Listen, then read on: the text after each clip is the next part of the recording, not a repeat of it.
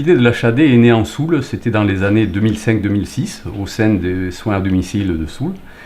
Et puis cette idée, elle a été reprise par les politiques, à savoir la communauté de communes de Soule et la mairie d'Oloron.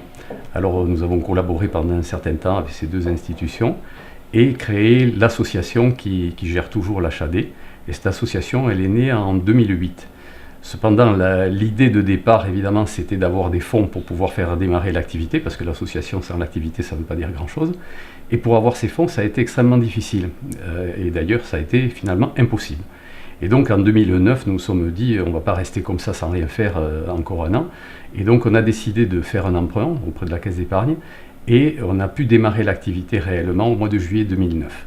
Et en 2016 notamment, nous avons élargi le territoire sur toute la région de l'Est de Pau. Ce qui permet d'avoir un territoire beaucoup plus important et beaucoup plus cohérent, avec une population qui est plus importante donc, et qui permet une activité qui soit plus intéressante à ce niveau-là.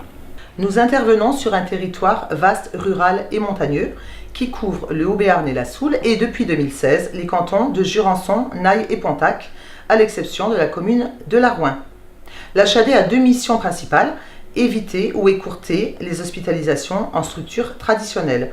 Aujourd'hui, 50% des admissions en HAD sont prescrites par les médecins traitants. Nous avons une équipe salariée qui compte aujourd'hui 49 professionnels, composée d'une équipe de coordination médicale, paramédicale, psychosociale et d'une équipe administrative bien sûr, et une équipe de soins qui permet d'assurer une permanence 24 heures sur 24 et 7 jours sur 7. En tant qu'établissement de santé, l'HAD doit répondre à des exigences de la Haute Autorité de Santé et a été certifié au plus haut niveau, niveau A, donc en 2016 et également en 2012. Notre mode de financement émane des caisses de sécurité sociale et des mutuelles. Nous avons un prix de journée qui est modulé en fonction des modes de prise en charge et qui couvre tous les soins, qu'ils soient prodigués par les professionnels de santé, mais également les médicaments, l'allocation du matériel et tout ce qui gravite autour du patient pour assurer sa bonne prise en charge. L'HAD, c'est la qualité des soins de l'hôpital dans le confort du domicile de chaque patient. C'est prescrit soit par le médecin traitant, soit par le médecin hospitalier, après validation du médecin coordonnateur de la structure. Après évaluation des besoins du patient, nous proposons la mise en place d'un projet de soins en équipe pluridisciplinaire. Nous accueillons des patients de tout âge pour des prises en charge telles que le soin palliatif, le pansement complexe, la gestion de la douleur et des projets de rééducation. Pour réaliser ces prises en charge, l'équipe de coordination assure une réelle gestion humaine et logistique. En 10 ans, nous avons développé des compétences telles que la prise en charge des plaies, la gestion de la douleur, la rééducation, la réinsertion au domicile. Et surtout, une réelle expertise du domicile nous permettant de nous adapter au mieux à chaque situation. La coordination, c'est notre cœur de métier et nous mettons en place des plans de soins corrélés à des plans d'aide avec tous les professionnels qui gravitent autour du patient. Ainsi, nous faisons opérer la magie du domicile qui est un véritable tremplin vers le maintien à domicile. À mon arrivée dans la structure, j'ai été marquée par le professionnalisme et par le dynamisme de cette équipe et notamment par leur profond respect pour le projet de vie du patient.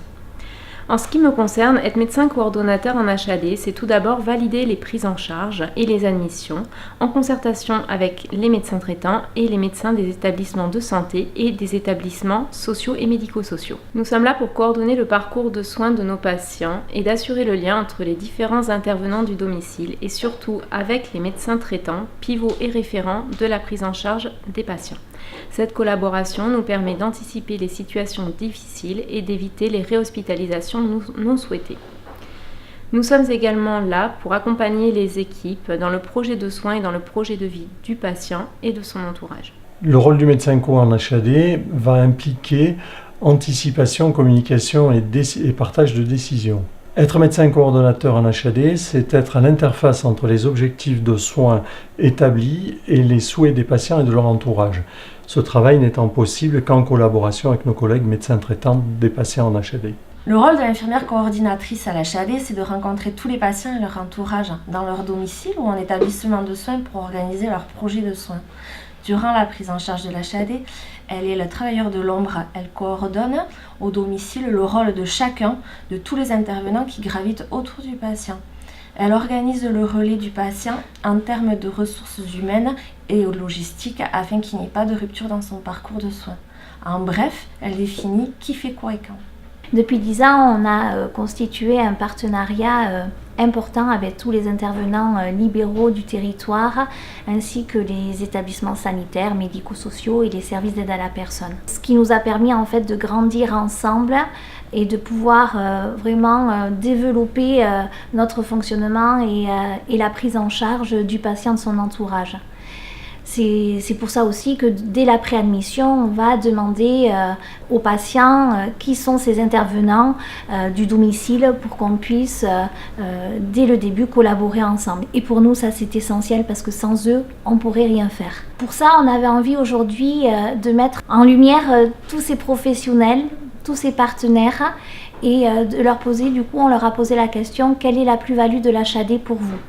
La plus-value de l'HAD, c'est surtout l'expertise, le rôle de coordination qui est primordial, la disponibilité aussi. Évidemment, c'est le confort dont bénéficie le patient de pouvoir rester chez lui tout en bénéficiant de toutes les qualités que je viens de citer de l'HAD. Le fait d'aller chez le patient toutes les semaines et que souvent c'est des patients qu'on connaît depuis longtemps, nous permet d'avoir un suivi. On a leur historique depuis des années, les gens savent qu'on les connaît, qu'on connaît leur traitement. Donc du coup, les familles, quand on vient, qu'on s'installe avec les médicaments, si elles ont des questions, des inquiétudes, on peut les rassurer ou on peut les orienter vers le professionnel adapté.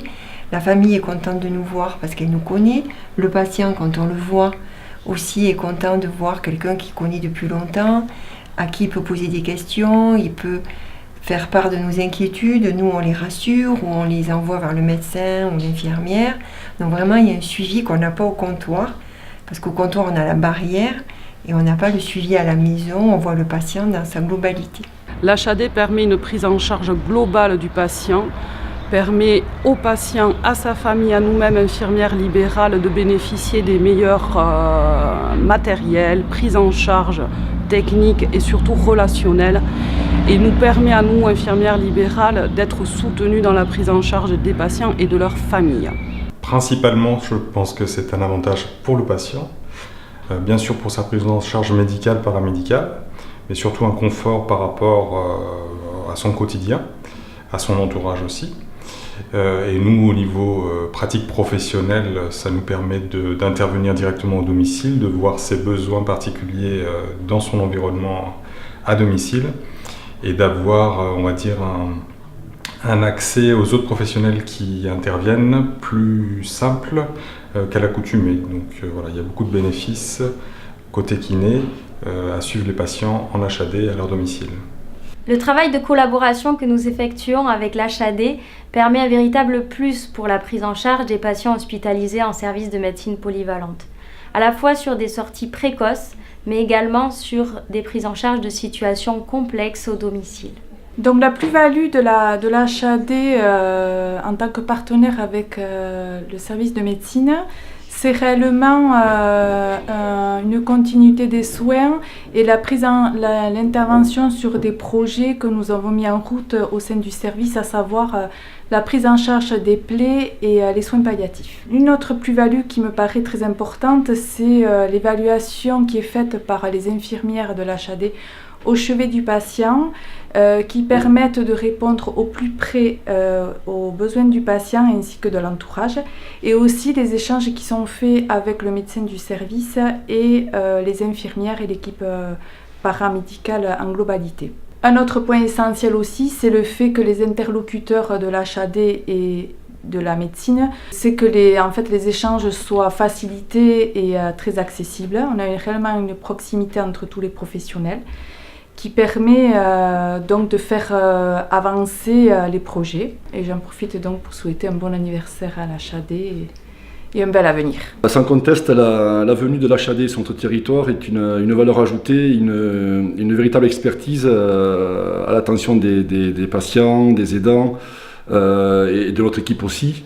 Je suis personnellement convaincu que l'HAD est l'un des acteurs privilégiés dans le combat contre la rupture des parcours de santé et de soins des patients et des familles. À titre personnel, je me réjouis qu'il nous ait été donné la possibilité depuis 2018 de travailler main dans la main avec nos partenaires de l'HAD autour de la personne et des familles.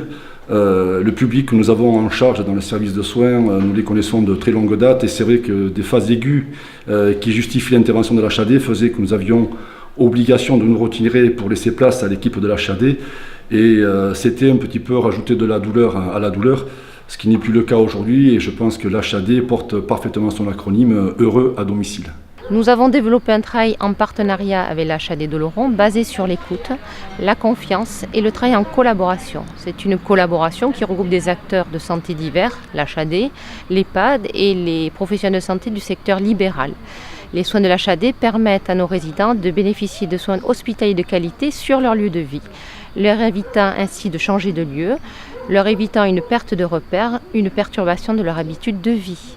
Ainsi, l'HAD nous offre la possibilité de bénéficier d'une expertise, d'accompagnement spécifique, notamment lors de pansements complexes ou d'accompagnement de fin de vie, mettant ainsi à notre disposition de façon rapide des compétences spécifiques, des techniques et des dispositifs médicaux de pointe. Je dirais en premier lieu que la façon qu'a l'HAD de prendre en compte de façon globale l'usager, tant au niveau médical qu'en intégrant toute la dimension de l'accompagnement quotidien et donc en intégrant nos services dans la prise en soin de l'usager. Je dirais aussi que la coordination qu'organise l'HAD de l'ensemble des services qui interviennent au domicile de l'usager est pour nous très profitable, ainsi que pour l'usager. Intervenir souvent aussi en binôme au domicile d'usager représente pour nos salariés un cadre plutôt rassurant, avec des échanges de pratiques sur le terrain qui s'apparenteraient presque à de la formation.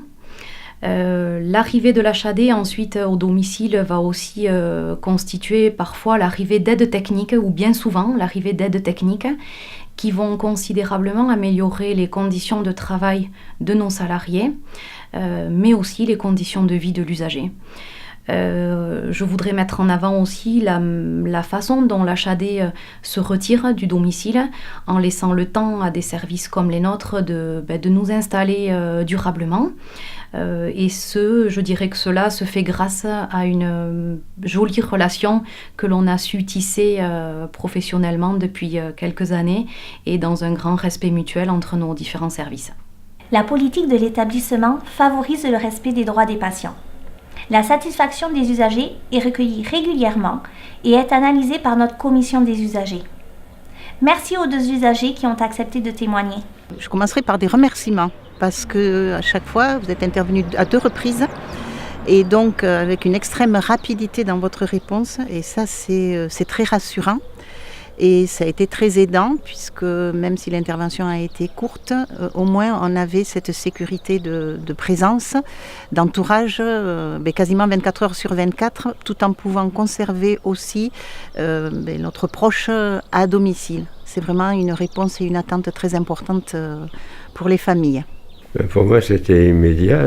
Dès le moment qu'on a choisi ensemble avec des amis, j'ai été rassuré immédiatement. J'avais peur. En sortant de l'hôpital, j'avais peur d'être seul, j'avais peur. Et j'ai été immédiatement rassuré quand j'ai vu la façon dont tout s'embraguait, tout était net, les infirmières. Ça m'a permis de supporter de ne plus être à l'hôpital. C'est étonnant, mais l'hôpital était mon refuge. Et quand je suis arrivé, quand j'ai débarqué ici, en bas, il y avait la foule. Ouais. Ça causait de partout, ça me remuait de partout. Donc j'ai dit, bon, ça va, je suis chez moi, je peux rentrer chez moi. C'est fait.